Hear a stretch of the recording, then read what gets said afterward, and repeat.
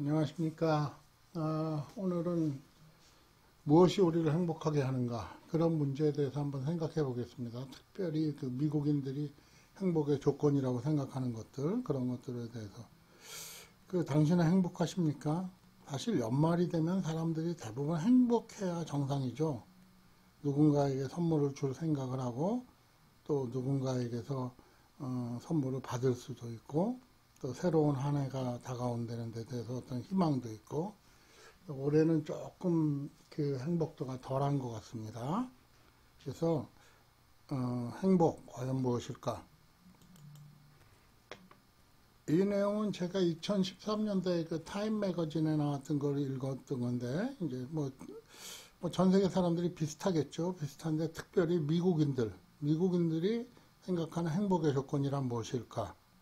행복의 추구, Pursuit of Happiness, 그 영화도 있었지만, 그건 인간이 궁극적으로 추구하는 그런 어떤 목적 중에 하나죠. 무슨 종교적인 이념이나 신념이 있는 사람이 아니라 그러면 누구든지 다 행복해지고 싶어 하니까요. 종교적으로 어떤 절제와 또 그런 극한의 고통을 자기가 스스로 선택한 사람들은 다른 경우겠지만요. 그래서 여기 보면 조금 지난 얘기지만 59%의 미국인들이 자기가 전체적으로 항상 행복하다, 그렇게 대답을 했습니다. 근데 그것도 61%에서 떨어진 거죠. 최근의 조사는 약 50% 정도가 행복하다 이렇게 생각을 한다 그럽니다. 그래서 행복이라는 건 결국 미국 사람들이 생각하기에는 옵티미즘에서부터 시작되는 건데, 그래서 행복해지는 조건 중에 하나가 뭐냐? 친구입니다.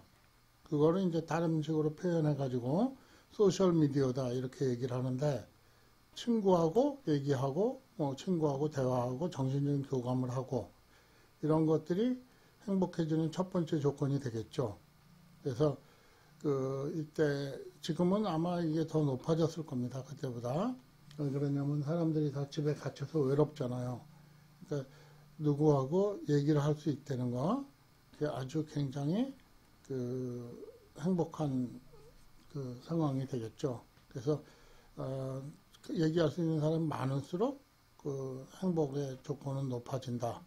그 다음에 또 다른 조건으로는 marriage and relationship, 이게 조금 요새 현대 트렌드하고 어울리지 않는 것 같은데, 미국 사람들이 생각할 땐 결혼을 하고 혹은 또 결혼을 안 해도 누군가하고 릴레이션십이 있을 때, 그랬을 때 더 행복하다.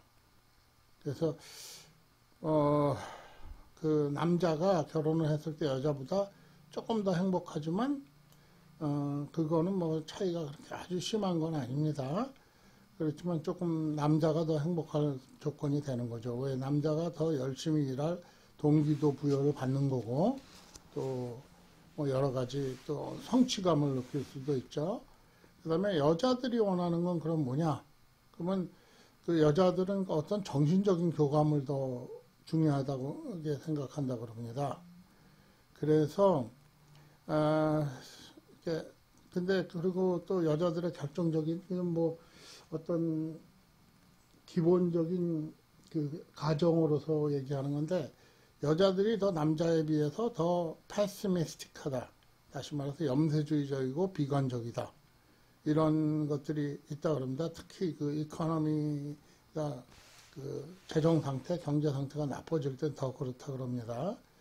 그래서 이런 얘기를 하면 여자들 같은 경우에는 돈이 더 행복일 수도 있겠죠.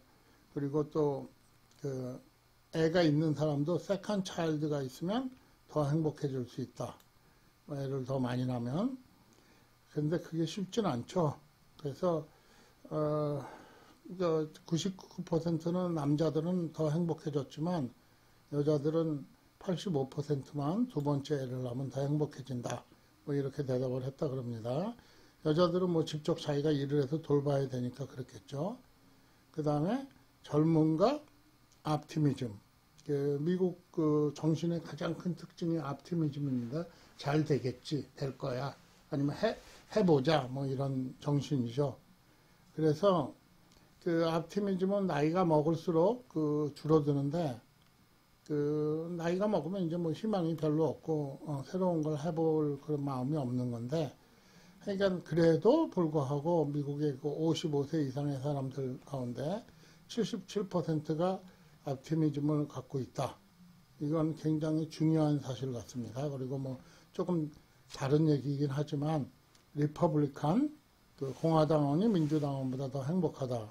뭐 당연히 그럴 것 같습니다. 민주당원은 대부분 저 중하위 계층이 많고 공화당에는 좀 그래도 자리를 잡은 중산층 이상들이 더 많이 있기 때문에 그렇죠. 또 민주당원들은 이민자들이 많고 공화당원들은 여기 이제 자리를 잡은 사람 그런 사람들이 많아서 그런 거죠.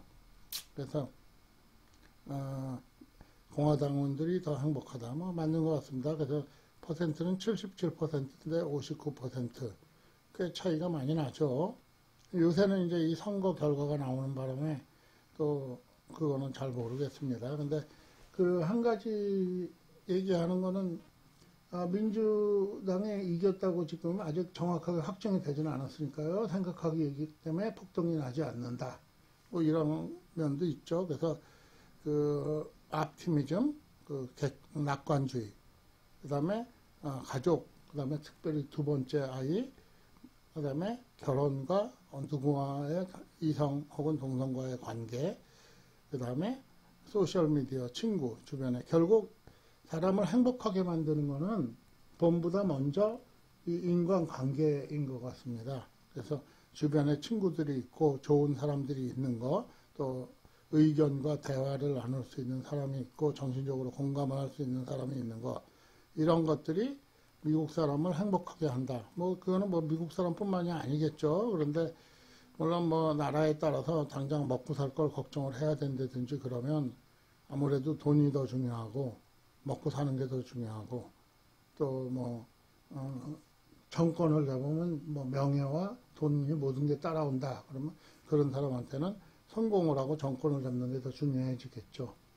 그래서 오늘은 무엇이 미국 사람을 그 행복하게 만드는가 그 주제에 대해서 한번 생각해 봤습니다. 결론은 사람입니다. 그런데 내가 남으로 인해서 행복해지고 싶으면 내가 남을 행복하게 해주는 사람이 돼야 되겠죠. 그래서 이런 아주 유명한 얘기가 있죠. One of the best feelings in the world is to know someone is happy because of you. 당신 때문에 누군가가 해피해질 수 있다는 거 아는 것이 가장 행복한, 좋은, 최고의 감정이다. 그 감정 가운데 하나다. 그렇습니다. 행복은 결국 내가 하기 나름입니다. 시청해 주셔서 감사합니다. 그럼 또 즐거운 하루 보내시고 즐거운 연말 되시길 바랍니다. 안녕히 계십시오.